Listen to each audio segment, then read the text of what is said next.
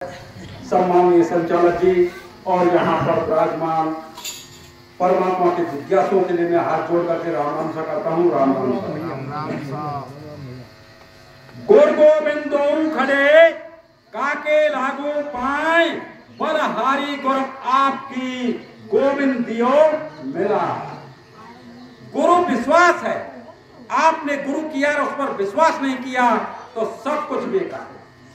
गुरु अभ्यास है, गुरु ने जो कुछ भी आपको दिया और उसका अभ्यास नहीं किया फिर भी बेकार है। गुरु प्रकाश है, गुरु हमें अंधकार से प्रकाश की ओर ले जाता है, कुमार्ग से सद्मार्ग की ओर ले जाता है, बुराइयों से अच्छाई की तरफ ले जाता है और वही हमें अपनी मंजिल तक पहुंचाता है। वैसे काफी गहराई में है और समय किसी भी विषय को सिद्ध करने के लिए यहाँ पर बहुत ही कम है, तो मैं जैसे तैसे करूंगा पूर्ति। वहां सबर है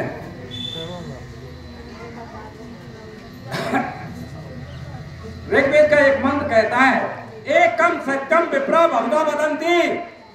उस एक ही सत्य को विद्वान लोग अनेकों नाम से पुकारते हैं। कोई राम कहता है, कोई श्याम कहता है, कोई शिव कहता है, कोई अल्लाह कहता है, कोई गॉड कहता है, किसी ने ओम कहा।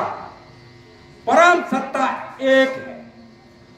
ऋग्वेद का फिर दूसरा मंत्र क्या कहता है, द्वा सुपर्णा सयुजा सखाया समानम वृक्षम परिसय हो जाता। द्वा सुपर्णा दो सुंदर पंखों वाले पक्षी हैं, सयुजा साथ साथ जन्म लेने वाले हैं, सखाया नाम सखाया मित्र जैसे हैं, समानम वृक्षम समानी वृक्ष पर विराजमान हैं। परिशेष हो जाते वो समानी वृक्ष पर विराजमान हैं। तयोरन्यो पिपलम स्वादति, उनमें से एक उस वृक्ष के मधुर फलों को खाता है, असरण्यो न अवचाक्षति, और दूसरा दृष्टा बन करके देखता रहता है। अब हमारे पास परम सत्ता तीन हो गई, अनादि सत्ता तीन हुई कि जो संसार के फलों को खाने वाला है, संसार रूपी वृक्ष है ये, और इसको फलों को खाने वाला जीवात्मा है, और खाने वाला है वो भोगने वाला भी है, और देखने वाला कौन है, परमात्मा है। इस घट रूपी आकाश के अंदर जीवात्मा और परमात्मा दो ही पक्षी विराजमान है। जब सत्ता तीन हो गई तो प्रश्न यह है कि हम परम सत्ता किसको माने।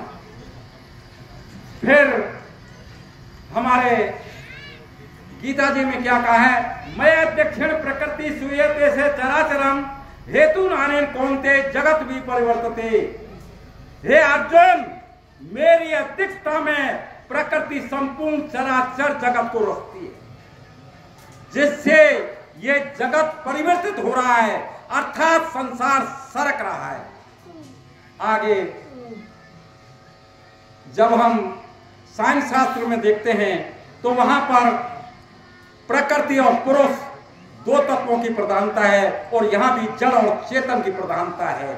अब हमारे सामने फिर प्रश्न हो गया कि जड़ और चेतन दो तत्व हैं, जब हम द्वैतवाद में आएंगे तो हमें राम और सीता दोनों से, क्योंकि मैं मां से और बाप से दोनों से पैदा हूं, इस वजह से सीता राम कहता हूं।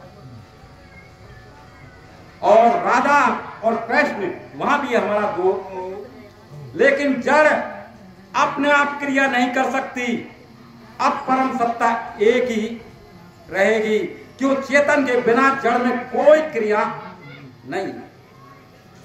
अब हम परम सत्ता क्या है, एक को ही मानेंगे, और वो है सत्य चित्त आनंद स्वरूप है। परमात्मा क्या है, सत्य स्वरूप है, सत्य के बिना संसार की कोई वस्तु प्रतीत नहीं हो सकती।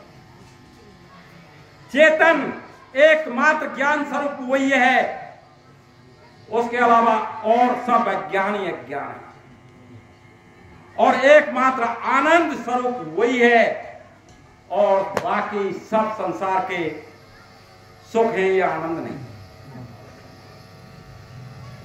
इसी को मैं भट्ट जी ने नीति शतक में अपने मंगलाचरण में क्या लिखा है, वहां देखते हैं, तिक काल आदि अनवच्छिन्न अनंत चिन्मात्र मूर्ते स्वानुभूते मानाए नमे शांताय तेज से।